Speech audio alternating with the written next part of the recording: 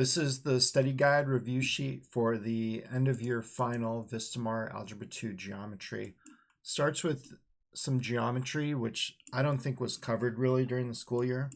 This is a more conventional geometry curriculum that's demonstrated in the study guide. Definitely you guys didn't do a lot of that. Here's some note sheets I might be referring to. For this, there's pretty much three categories of geometry. There's the quadrilaterals, which I've got some sketchy notes there. The polygons, regular, they're all regular polygons, which means all the sides are equal. You'll have to memorize these names like pentagon, hexagon, and how many sides that represents. Here's the formulas for the sum of the interior angles, meaning you add all these up, or the formula for just one individual angle, which is just the sum divided by the number of sides. Come back to that. The third category is just geometry patterns. This is for when you have some complicated shape. It's got a bunch of stuff going on in it.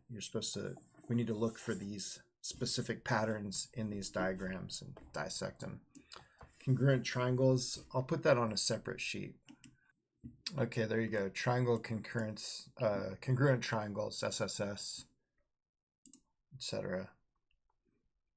You can ignore that one. You guys didn't do it. There's some diagrams. If you're in the Miro sheet, you should be able to right-click on this thing and download it. So you right-click and download it. Yes, you can download this, but it won't include that graphic. So maybe you're better off just screenshotting this if you are in the Miro page. I'll try to put a link in the description to the Miro page. All right, so this is a summary of most of the geometry topics. So you've got quadrilaterals, polygons, geometry patterns, congruent triangles. Here's some definitions of words that you should know: complementary, supplementary, interior angle, regular. You should know what that means. You guys don't go full bore into this topic of quadrilaterals, but here's a cheat sheet for a more typical geometry class that shows a bunch of the properties in the for each quadrilateral. Parallelograms is this column. Rhombus is this column. Trapezoids and kites. There's some other stuff on here. You guys really didn't go into it. I tried to make an abbreviated version of that in these diagrams. Parallelograms, here's some of the properties they have. Definitely the opposite sides are parallel, but also the opposite sides are congruent, meaning this distance equals this distance, congruent. And the single tick mark groups these two opposite sides and tells us that they are congruent. Two tick marks means these two sides have equal length or are congruent. Regarding the angles, the diagonally opposed angles, these two angles are congruent. And these are called consecutive angles. They're not diagonally opposite, they're next to each other, they're consecutive. The consecutive angles are supplementary, meaning if this was 60, this would be 120. Meaning if this was x plus 2 and this was 60, you could write the equation 60 plus x plus 2 equals 180. This is supplementary. This angle plus this angle adds up to 180. So I'm just trying to put an abbreviated version of the properties of parallelograms. There's some other ones, like the diagonals bisect each other. That's a property of parallelograms. But I didn't put that on there. You can see that on that bigger cheat sheet if you want. A rhombus, it has all four sides equal. So instead of two sets of congruent sides, one set, two set, it just has one set of four congruent sides. It's kind of like a square parallelogram. And a rectangle, we're more familiar with. A square, more familiar with. All of these shapes, the diagonals bisect, like they bisect each other. One diagonal bisects the other. That's true for all these. Trapezoid and kite, don't think you guys went over those at all, but trapezoid, it just has one pair of parallel sides, not two pair. And kite, it's got some other properties. If you want to investigate that more, you can see that other cheat sheet over here. study that. All right, so to start off with, I'm going to look at problems. These true-false questions have several quadrilateral questions. 1, 2, nope, nope, nope, that one, and 9. A regular means all sides are congruent. That's weird, a regular parallelogram. So maybe I'll draw a picture of that. Can't be like that. That's not regular. So I'll have to adjust it to be like that. I can see, oh, that's a rhombus. But it definitely doesn't make it a square. It kind of sounds like it could be a square. It's got all the sides are equal, but it's not quite a square. So false. True-false geometry questions, by the way, most of them are going to be false. Like probably 70% is what I would expect. Definitely be wary, concerned, cautious about answering true. Because a lot of times the teacher will design these questions to sound true, baiting you into saying, oh yeah, for sure it's true. But in reality, it's a trick and they're false. So yeah, that's a little pro tip for you. If you're not sure, go false. Bisector of an angle. So we got to pause right there and understand what that means. Maybe we got to look it up and think about it. But if there's an angle, a bisector means it cuts it in half. All right. Reading further, we've got a parallelogram, and they're talking about the bisector of an angle. Let me draw a picture, as you should. If you can draw a picture, then you should draw a picture. Bisector of an angle. So let me try and draw a nice, legitimate, realistic bisector. So should I draw it there? No, this side looks too small. So I'll adjust it maybe there. That looks pretty good, but this side still looks a little bigger than to me. So I'll eyeball that real careful. That looks as good as I can draw it. This angle looks pretty equal. The question is, does it go through the opposite vertex? So, nope. So that's false.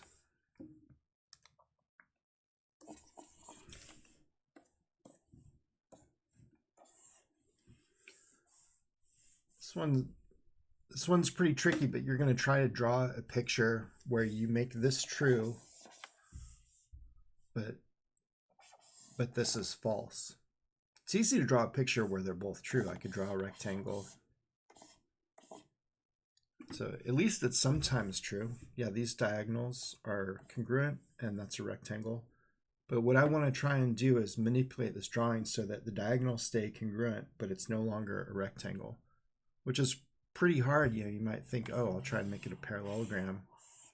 But the parallelogram stretches one diagonal out and it shrinks the other one, making it, yeah, it's definitely not a rectangle now, but I've violated this precondition.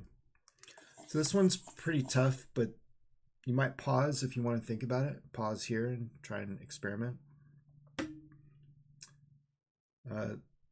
For me, I guess the way to do it is I take the diagonals, congruent, and that looks like a rectangle, but I'll try to move them. So I'll move this diagonal. I'll move it up there. And there we go. So there's the shape that has congruent diagonals, but it's not a rectangle. So again, this one sounds like it would be true, but be careful of answering true. The teacher designed it to sound true, but it's false. So see, we got a lot of falses. And spoiler, yeah, this one's going to be false too. So I draw a rhombus, and I'm going to label the sides. They have to be in sequential order. So I can't make it A, C, B, D. It has to be consecutive. I could go B, C, D, or I could go the other way, A, B, C, D. It won't matter. The diagonals intersect at point E. And I have to be careful with this labeling. AE is congruent to BE. DE congruent to EC. So that's not true. The diagonals bisect each other. So this would be true, but that's not what they're saying. So that is another false. Maybe you got lucky and like you could just answer all falses and get a good grade. I don't think there were any others in here that related to quadrilaterals. There's a quadrilateral. I didn't read it. But it's probably more of a triangle question. All right, now we're going to jump to the polygon problems, which is something you did actually learn in class. So let's see, I got this one. Did I say polygon? Yeah, polygon. So octagon, let's see. Did that one. Another polygon problem. Even this is another one of those polygon problems that has to do with these interior angles, so just like that. And the exterior angle, you extend the segment, and then it's that. So that should look familiar. And then the length of each side is just whatever this distance is. So those are the properties of the regular polygon that you're familiar with. The interior angle, which is this formula. The interior angle equals the number of sides minus 2. So in this case, it'd be 6 sides minus 2 would be 4 times 180 divided by 4. That gives you this angle. The size of the exterior angle, it's 360 divided by the number of sides. So in this case, that would be 360 divided by 60. And these are all the exterior angles, these ones. All right. Your teacher, I think, gave you all 4 of these formulas, but really you only need to memorize 2 and you can turn them into the other.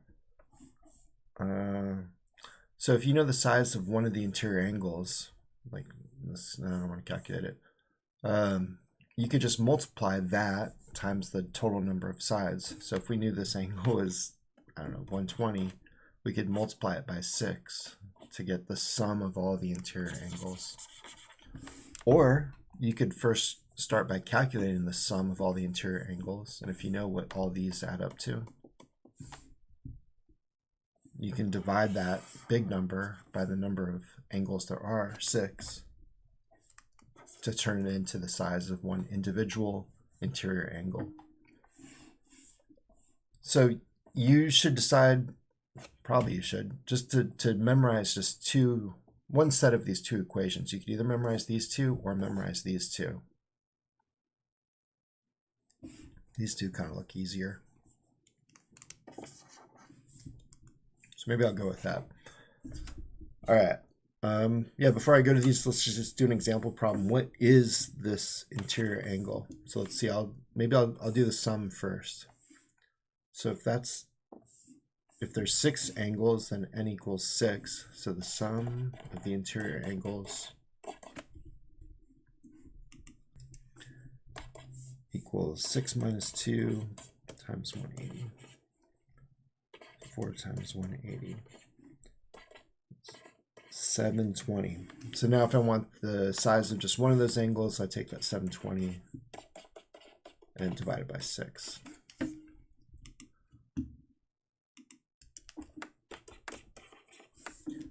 Which looks about right.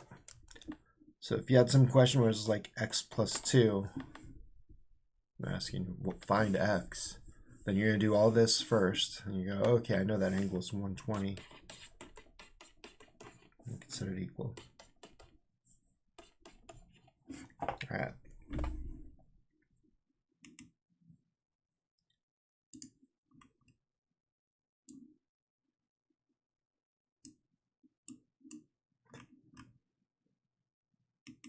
Now you got to be a student, so go into your 3 folders. You have like an action plan and notes and something.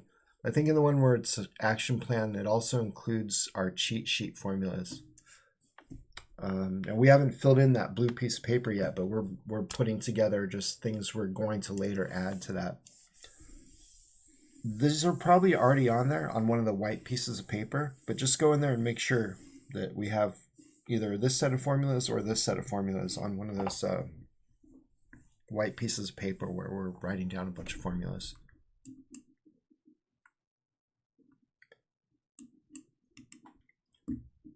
All right, I guess we'll do some of these problems, and I guess you can definitely get more of these from ChatGPT. Just tell it to make polygon interior angle problems, regular polygon interior angle problems.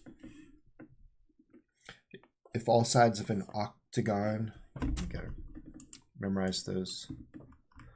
The number of sides in the words.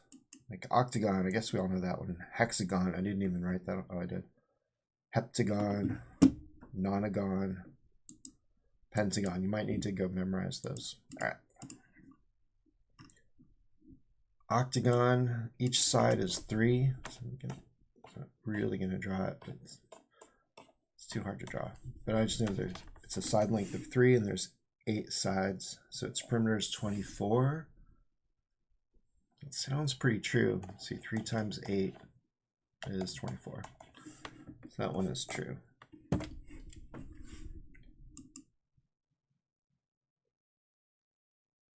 And then here's another one, the polygons. Definitely a trickier one. So here we don't know how many sides there are, but we know the exterior angle, looks like that, is 20 degrees. Oh, and they do tell us the polygon has 18 sides. Okay, 18 sides, so n equals 18.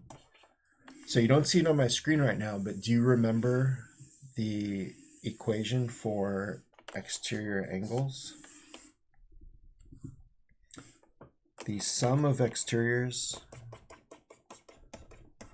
is 360, but the formula for one individual exterior angle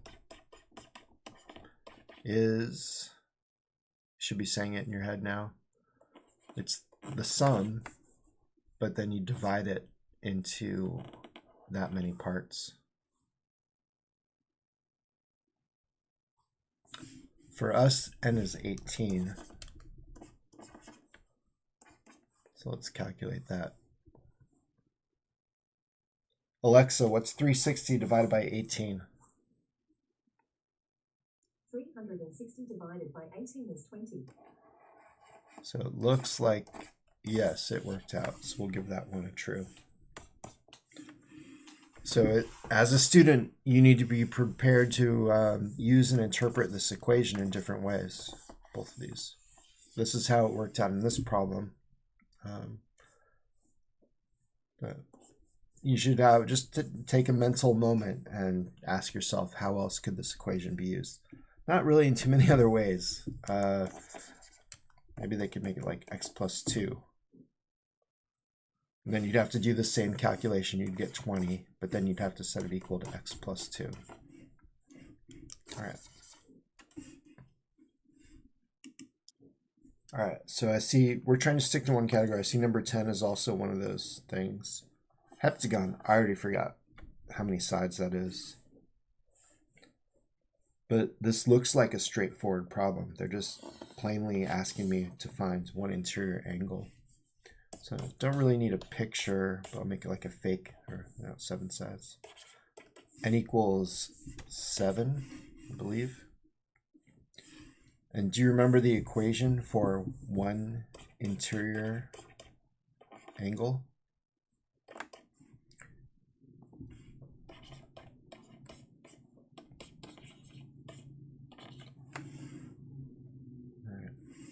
So as you're watching it, you should already be, in your mind thinking about what the next step is going to be.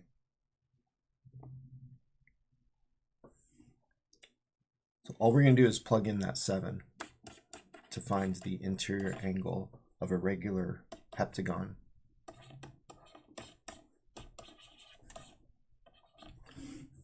And that's it.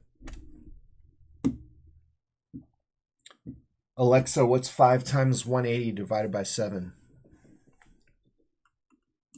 5 times 180 divided by 7 is approximately 128.5714. So this one's off topic. We're in geometry, but this is taking a little detour into algebra. It's linear equations, which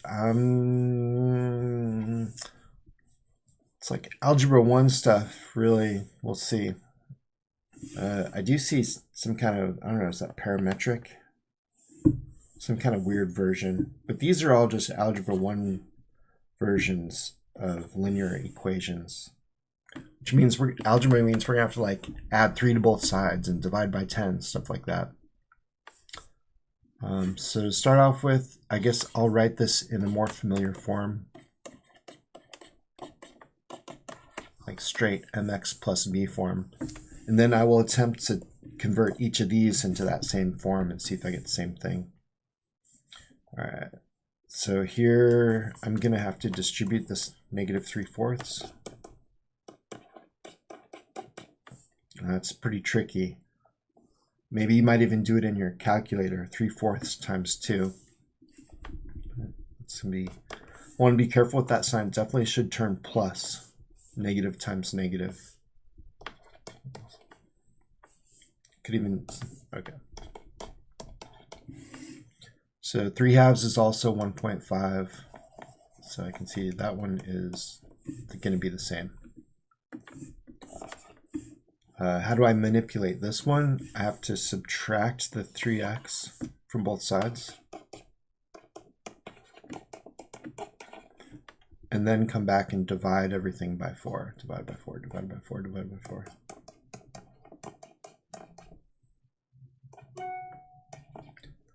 All right, that one also works out.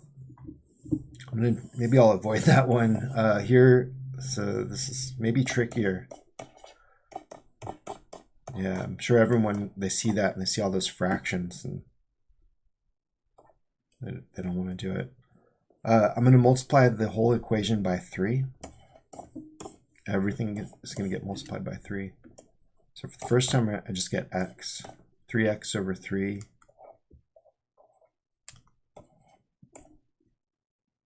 is just x.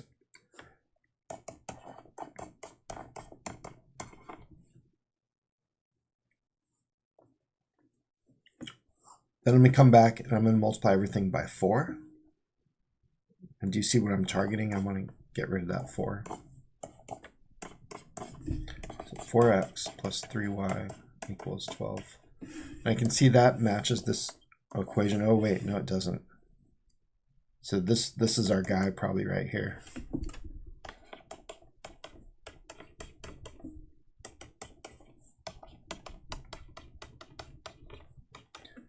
Okay, so that's the one.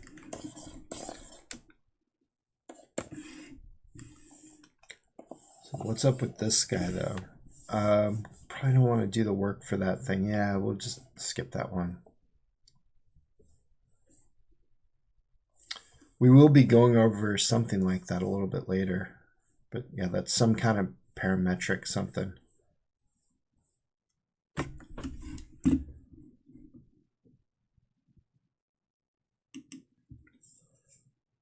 All right, now we're back into traditional geometry, which is not something you guys did barely any of.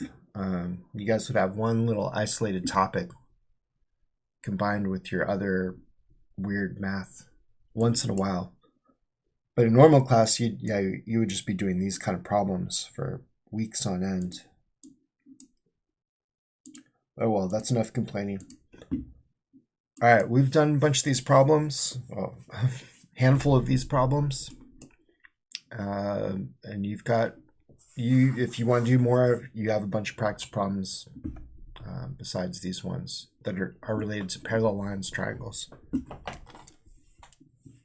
Just to recap, we're focusing on looking for these primary patterns. That one doesn't come up that much. Right? Got the 2 clusters, supplementary. This comes up all the time. This comes up all the time. The 3 angles add up to 180. The other one is the isosceles. Comes up a lot.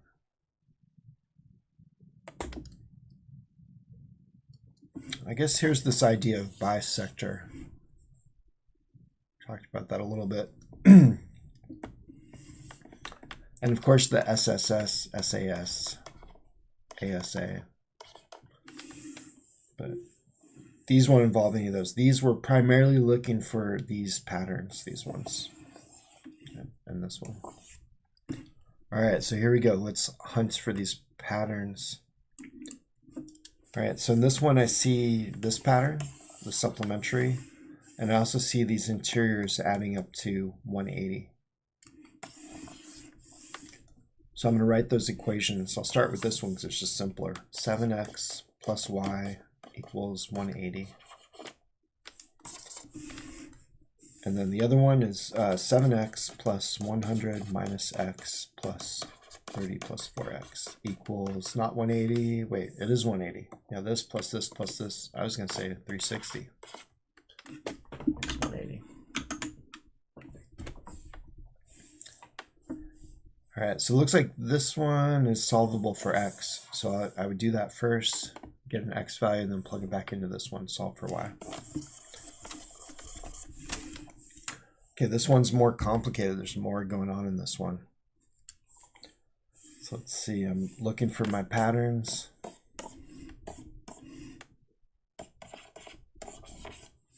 Looking for those ones too. Eek. So I'm looking at these triangles first because I'm hoping for something easy.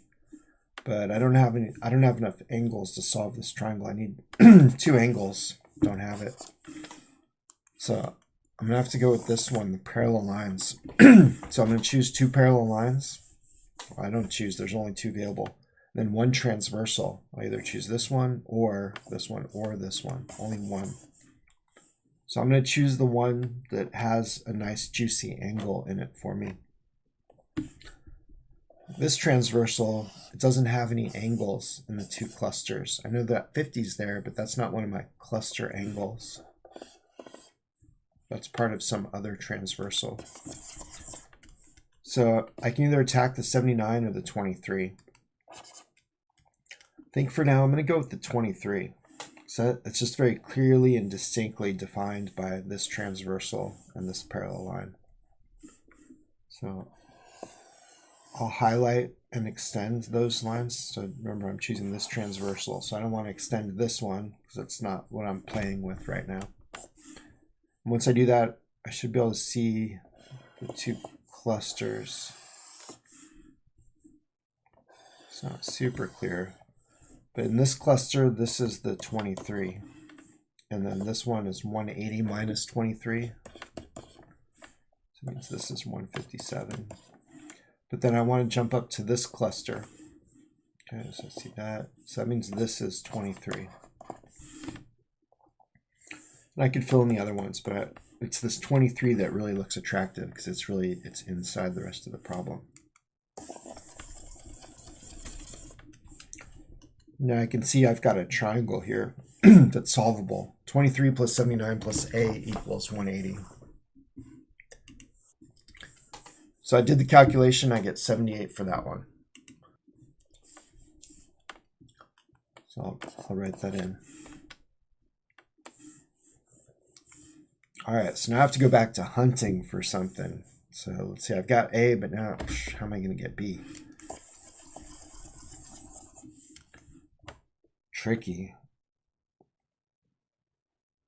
So is B 23? No, that seems too good to be true. Is B 50? Those kind of look equal. No, you got to use one of your patterns. So you can't just be eyeballing it. So yeah, I'd say that's a pretty hard one.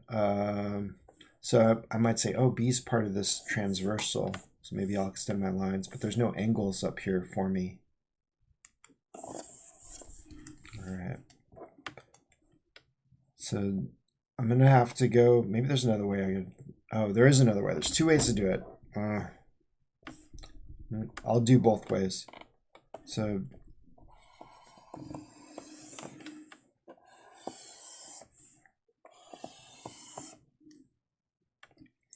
and B is not one of the angles in this cluster, but B plus 50 is. And let me fill in the cluster up here. So that's 79 degrees. And this cluster should match this cluster. Do you see my cursor? Oh, I don't think my cursor shows up on there. Should match this cluster.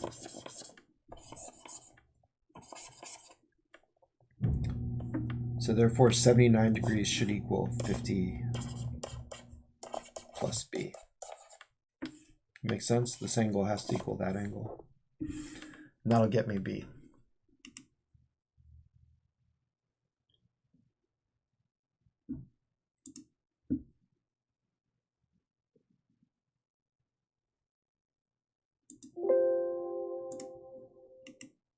I don't know if I was paused on that part. Oof. I think I'm all right. I don't know if the video captured that part where I was talking about this angle equals that angle, but I'm extending those parallels. But is what it is. Okay, hang on a second.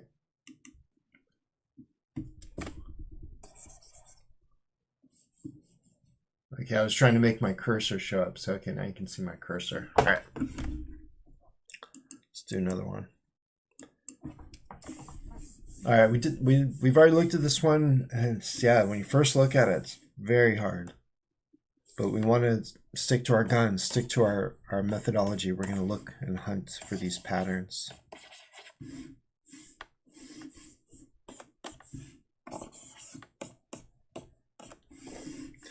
Definitely this one's going to be the major player because I see a bunch of parallel lines. But this one's easier, so let me try that one first. So that's 100. And yeah, then I can do the supplementary 80 and 80. And then maybe I'm avoiding those parallel lines, but I see one of these. Do you see it? Yeah, right there, because it's marked. And you're really good at these ones, so I know I can just rush through this because I know you know this one. 2x equals 180. So x would equal 40. I want to look up here. Wow, is there another one? No, I'm not so lucky. There's not another isosceles. So it looks like now I'm gonna have to bite the bullet and go with the parallels. So I'm gonna choose an angle that's part of the parallel and one transversal. I see this 40. It's formed by this parallel and this transversal.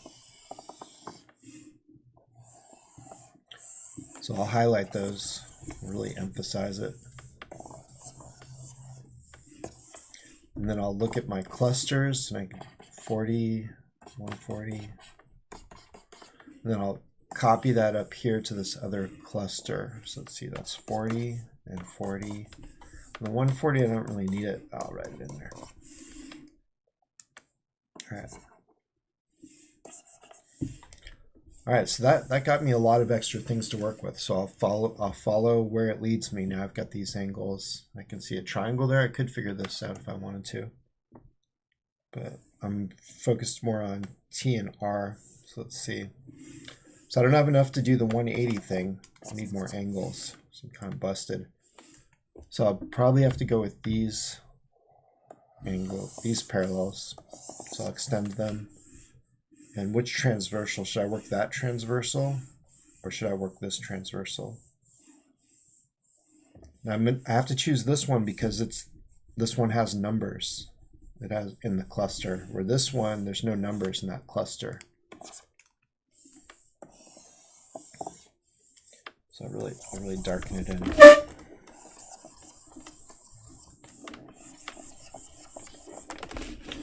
Alright, so now I can see this cluster and that cluster and the 100. Darkening those in really helps you see the two clusters. Like on your test sheet, you might not have the opportunity to be able to darken that in and ruin your drawing, since I can just erase it. So you might have to use your mind to mentally, highlight those so you can see the two clusters. All right, and then it's over because it's another 180 property. So this one, just hunting patterns. I can see the isosceles and isosceles. I see the parallel. I see multiple transversals. I see a supplementary action right there. One of these things. So if that's 164, this is easy money right here. 36. Wait, no, 26? No, 16? It's one of those. That's 90, and then G is in the bag, easy. I guess I'll look over these parallel lines real quick. I'm not sure if I'm going to finish this problem. So I'm choosing a transversal based on this 144. I want to follow the numbers. Right? I don't want to. So I'm going to choose this transversal since I've got a number that is formed by the parallel and the transversal. All right, I see the two clusters, cluster, cluster. So I see this whole thing is 144. I guess I should fill in the other angles. This is 36 and 36. Oh, there's B. All right, now I'm looking at the cluster again, and I'm copying it up here. A corresponds to either 36 or 144. And then if that's 36, this is 36, which now makes this solvable. I think I'm going to quit there. We can figure out G from the 180. And then remember, G plus H equals 144.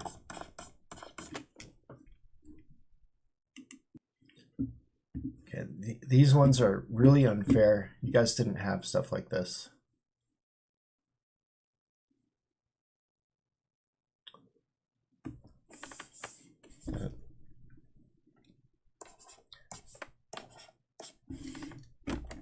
So you probably shouldn't pay that much attention to this part of this video. Maybe just like half pay attention. All right. But all these problems where you can see two triangles that kind of look like they're probably equal, all of these are going to involve these properties that you do know. But when you had it in class, it was more straightforward. Like they would just give you two triangles and tell you like 3, 3, and like 40 and 40. And maybe they tell you this is 60. And you'd say, oh, those are equal because angle side to angle. But in all these problems on this page, they're burying these shapes in these more complicated diagrams, right? So I'm just copying the given information down on the drawing. And they're asking me, is this line parallel to that line?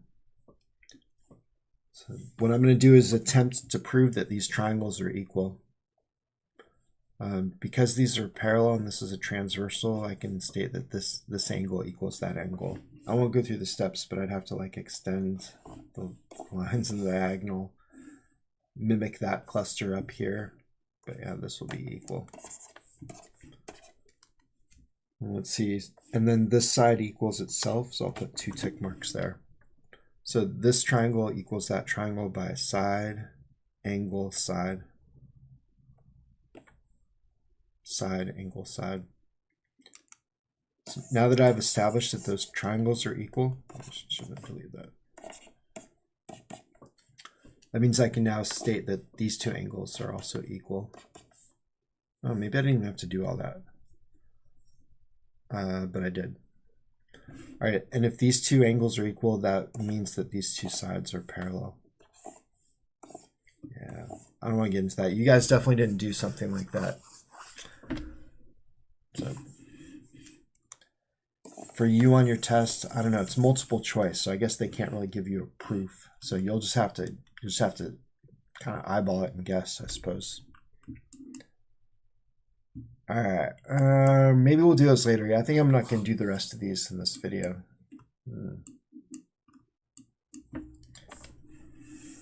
But I guess I just changed my mind, so I'll do this one. Mark figures below. So marking that the midpoint. M is the midpoint of WX. And they say mark it. So if something's the midpoint, this is what you need to mark. You need to mark that it turns these into congruent equal halves. And if that's the midpoint, it definitely has to cut this into 2 equal parts. And same thing for this one. All right. And then from there, I can see that these two triangles are equal by side, angle, side, which means this side equals that side.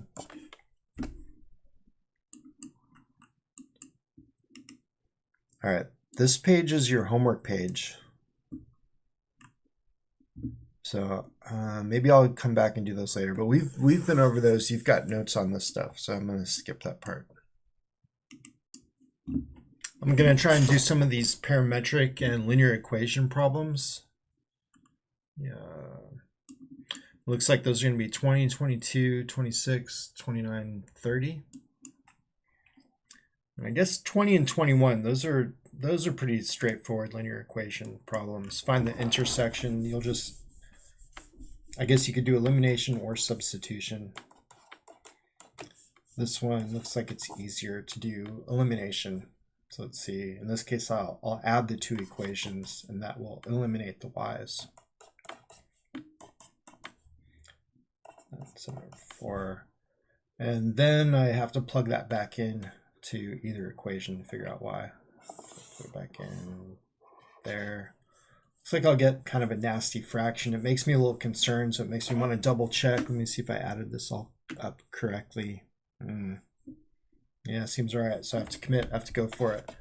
5 times 7/4 plus 2y equals 8.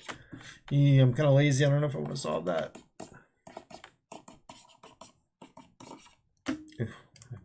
Subtract. Yeah, this is terrible. 32 minus 35/4. It's -3/4, and then I have to divide that or multiply it by 1/2. I think I'll do. All right, so y equals -3/8.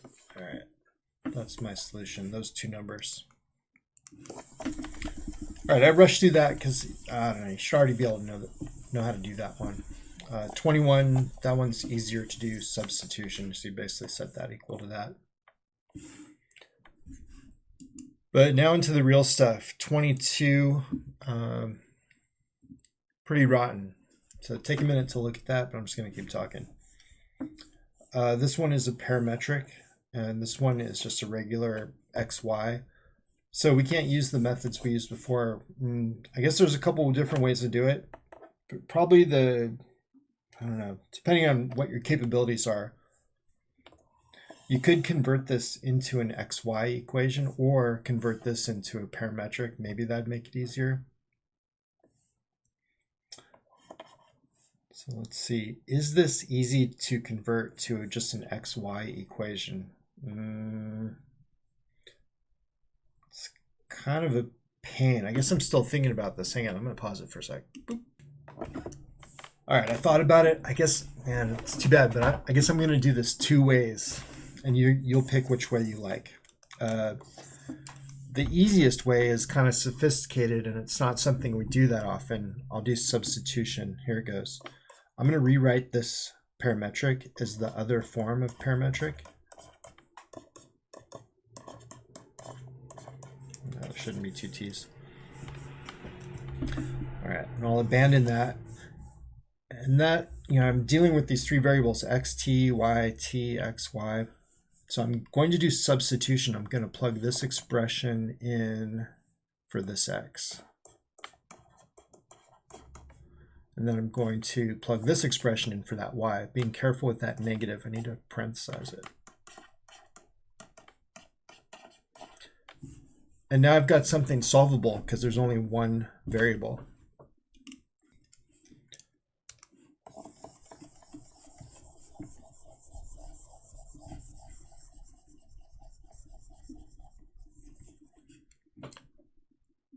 Dang it, I hit pause when I didn't mean to. So I just said a bunch of stuff. Let's see, where were we at? All right, so I guess I'm going to do it the second way. And I'm going to be using a technique that we should all know, which is converting parametric into, I guess, standard form or Cartesian or XY form. So I'm going to start off by rewriting the equation in the other version of parametric. And I want to take a second to discuss like the anatomy of this thing. So let's go over there our note sheets. And this is all when I was on pause. So here's a description, but it's a bunch of symbols of like parametric equations and the different parts of them. What this is trying to communicate is that x1, y1, that's a point, a starting point. I have that listed up here, x1, y1. So parametrics, the way it's kind of defined is a starting point and then a movement in x and a movement in y per time. We'll do an example right here. Usually with parametrics, sometimes they say like Bob starts at the point 2, 5. Then they'll tell you he like moves 3 to the right and 4 up. So he goes 3 right, 4 up, and he's going right there. So he's going this direction, but he's 3 right and 4 up. And this would be the parametric equation that captures all that. It's got a starting point, a starting x of 2, and then he keeps moving 3 to the right, 3 in the x direction. It's got a starting y coordinate of 5. Together, those make 2, 5, his starting point. It's got a starting y coordinate of 5, but he moves 4 up, and then 4 up, and then 4 up. So parametric, it's got a starting point, and then a change in x, right, which is 3. It's moving 3 to the right, 3 to the right, and a change in y. 4 up, 4 up, 4 up. And those might sound familiar. Change in x, change in y. If you put those together, that would be the slope. Change in y over change in x, which you could write like that. Or you could write it like that.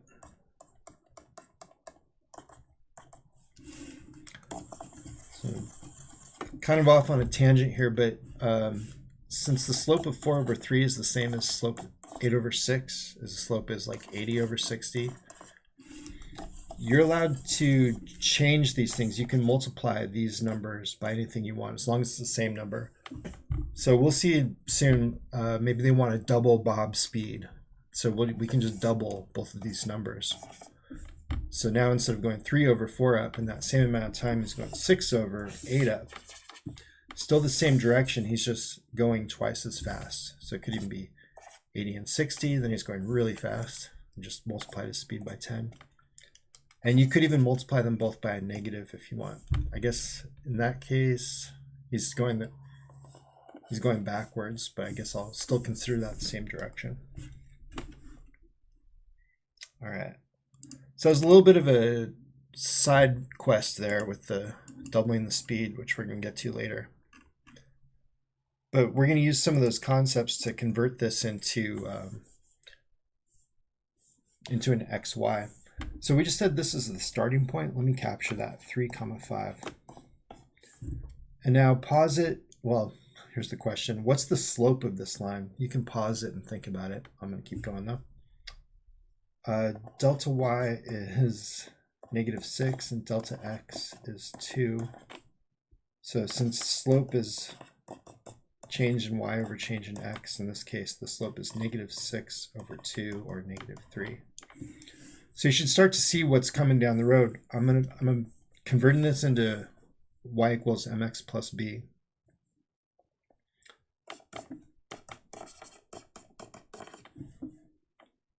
So let's see, so I've got my slope of -3. And then to figure out b, I'll have to plug in that point. 5 equals -3.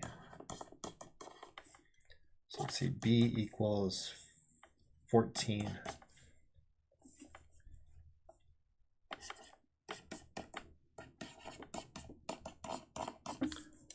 All right, now I can get the intersection between these two lines. And for that, I can use elimination or substitution. I probably won't continue that. Yeah, I won't continue that. All right, so recapping, we converted parametric into Cartesian or XY. We did that by identifying the point and the slope. All right, let's do another. We're going to do 22, 26, 29, 30. Find parametric from 2 points. So you can use this equation right here on this cheat sheet. This pretty much directly tells you without thinking where to plug in the x and the y and the x and the y coordinates from 2 points. I'll do it that way real quick. Let me label these. This will be x1, y1, x2, y2, and then I'll follow this format. X equals x1, my starting point, plus the change in x, let's see, which is 1 minus minus 1. Careful with those negatives. 1 minus minus 1. Let's see, my starting y value, 3. And then the change in y, which is the second one minus the first, 1 minus 3 minus 2 t. All right, there's the parametric for this. All right.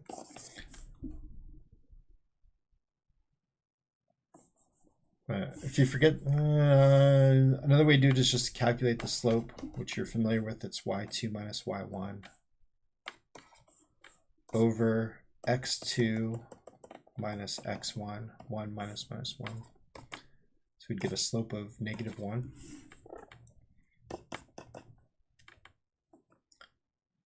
So remember we said the parametric, it's got the starting point, so I'll use that one. And then I could put, there's an infinite set of numbers I can put there, but I'm going to break this up into -1 over 1. But I could have used like 5 over -5 or 10 over 10, but I'll just go with the easiest. And I'm going to call this delta y and that delta x. Because I need these two numbers to plug into this thing. So it's plus 1t and then minus 1t. I know they look different, but these parametric equations both describe the same line, just one's going faster than the other. Then we're on to 29. So this we definitely saw in the homework throughout the year, where we're just doubling the speed. So Ethan's going twice as fast. So we're going to write a new set of parametric equations with the same starting point, and we are going to double the speed. Oops. So I'll just double each of these numbers. 6t, 1.5 minus 16t. Done. Nice. Free points. Oh wait, perpendicular direction. Good thing I reread the question. All right. So when you get a perpendicular slope, like let's say you have a slope of 1/2 and you want to make a perpendicular slope, it's not 2 over 1. It's not -1/2. The real perpendicular slope, it's the negative reciprocal. It's a -2. All right, so to kind of achieve the same thing in these parametrics, or reciprocal, I kind of switched the delta x and the delta y. So I'm going to do that here. So I'll make it -16 and 6. But I haven't done the negative part of it yet, so I'll just turn this positive, and that should work. All right, still pretty easy, but make sure to reread the directions.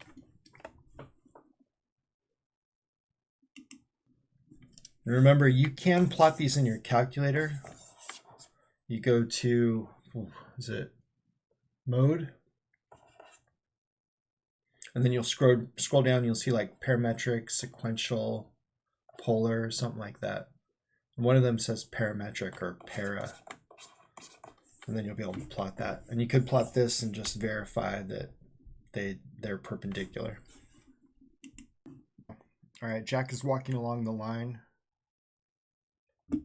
And at 1 p.m., Jack's position is -3, 2. Write parametric equations that describe Jack's position. All right, on this cheat sheet, which is part of the notes package, which is downloadable in the description, we've got some notes on parametrics. And I'm looking at this form right here.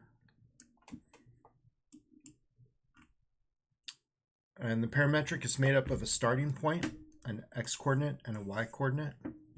In this problem, that's going to be -3, 2, Jack's starting position. And the other part of the parametric is these two coefficients. This boils down to just a number, and this is just another number. But these represent the slope of the linear function. But the slope's kind of broken up, split apart into 2 parts. Usually a slope's like 3 over 8 or something, right? Rise over run. So in this case, the rise is put there like 3, and the 8, the run is put there in a separate equation. So I'm going to focus on that as I continue this problem, on that slope. I need to figure out what the slope is for this line, and it's not 3 and it's not 2. I'm going to have to actually manipulate this into mx plus b, or at least until I can figure out the slope. So the next step is to divide by 2. I'll just move that, divide by 2, divide by 2. And there I can see the slope is -3/2.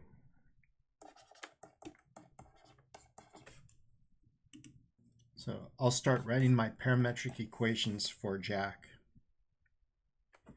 I'll start with the starting point. The initial x value is -3 and the initial y value is 2. And then I just have to fill in the change in x and the change in y. That should be t. We said our slope is -3/2. So the top is the change in y, and the bottom is the change in x. And let me just verify. This has one more condition, the y coordinate decreasing by 3 units every hour. The y coordinate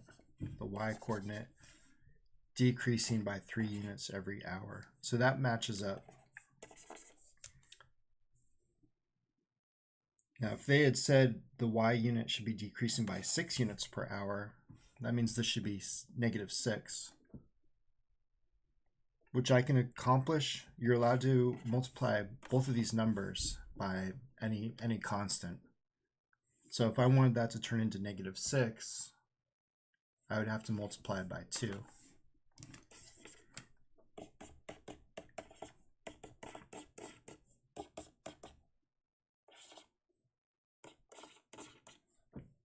So this has the same starting point, but just I guess you could say the speed of the changes has doubled now.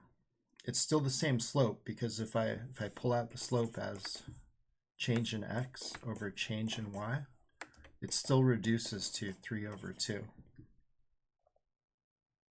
So these are the same direction but different speed.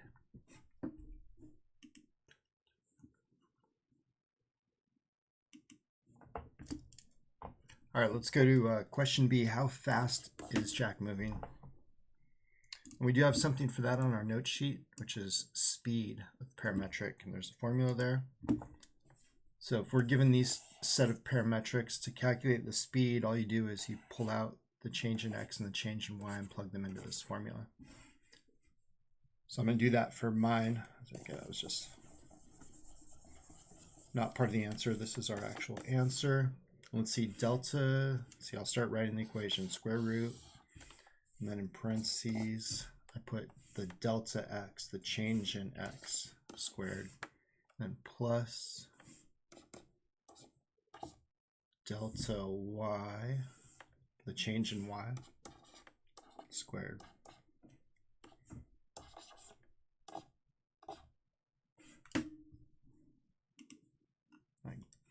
We should probably be careful and put in units for this. Let's see, did they say miles or feet? Units. So if the distance is in units, then the speed is in units per time. I think they said per hour. Okay, I'm looking at part C. I think in the other video I did this one a different way by calculating the distance that he's traveling and the speed. But actually there's a much easier way. So let's read part C. Will Jack reach this point before 5 p.m.? If so, how long does it take him to reach that point? So they're asking us something about time. I'm going to rewrite my equations here.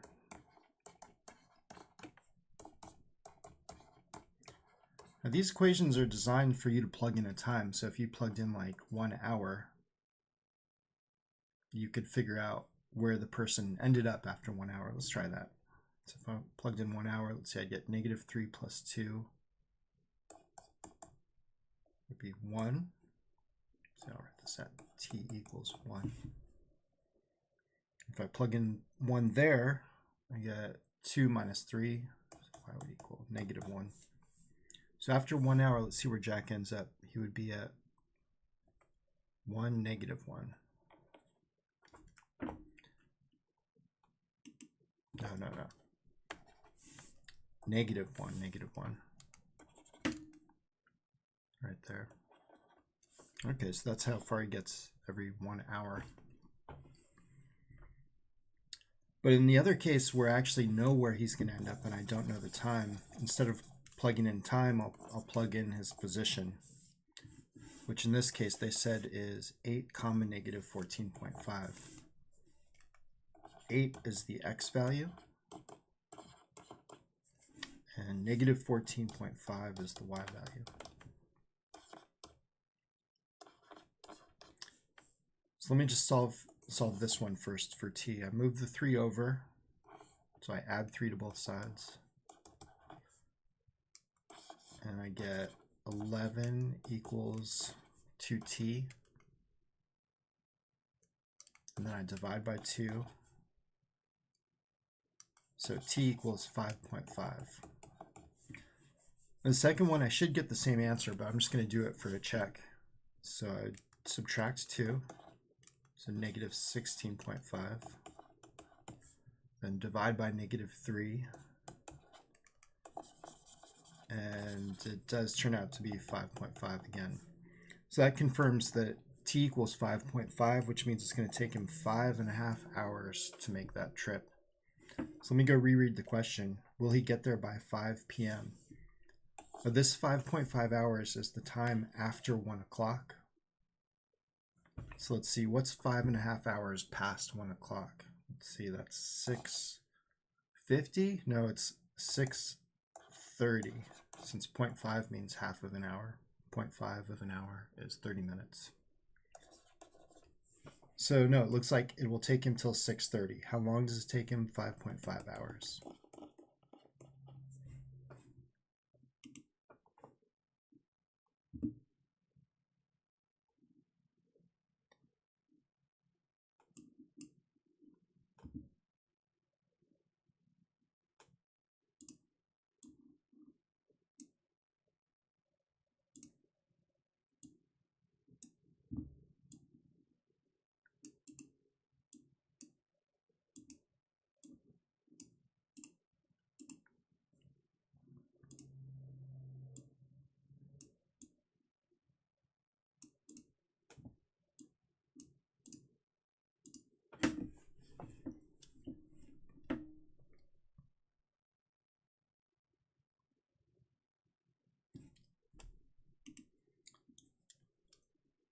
So part D, they're going to a new point, -4, 3.5.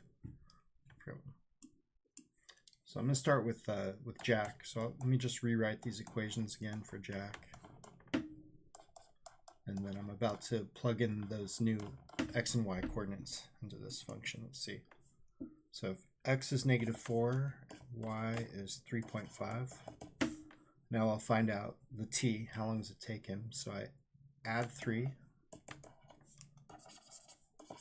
Get -1, then divide by 2. So only half of an hour, -1/2 of an hour. We'll come back to that. It's kind of weird, a negative time. So let's just verify we get the same time for this one. Subtract 2. So we get 1.5. Then divide by -3. And same thing, -1.5, -1/2. All right, and then they give us another set of equations for Jack. X equals -2 plus 1t, 2t. All right, that's Jack. Let's figure out how long it's going to take Jack. We'll plug in the same x, y value. X -4, y is 3.5. Add 2, add 2. -2 divided by 1, so we get -2 hours. Let's try this one just to verify. 7.5.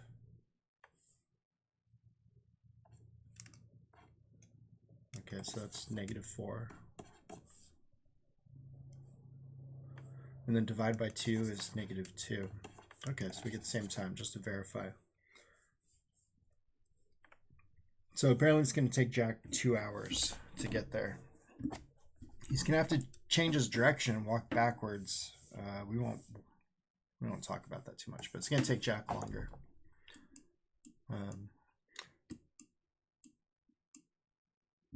I'm sorry, it's going to take Will longer. This was Will.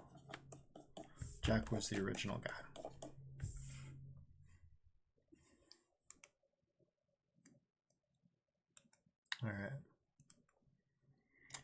Yeah, just for fun, I made this graph. You don't have to do this, but let's see. Will started at, I see his starting point was -2, 7.5. And according to this, he's going 1 to the right and 2 up. So he's actually going that direction. And this is the point they're trying to get to. -4, 3.5. And let's see, Jack started at -3, 2. And he's traveling, I forget, 2 to the right and 3 down. But he's going this direction. So this is why the time is negative, because he's actually going to have to go backwards in time to get to the point they're trying to get to. This guy's going to have to go backwards in time, 2 hours.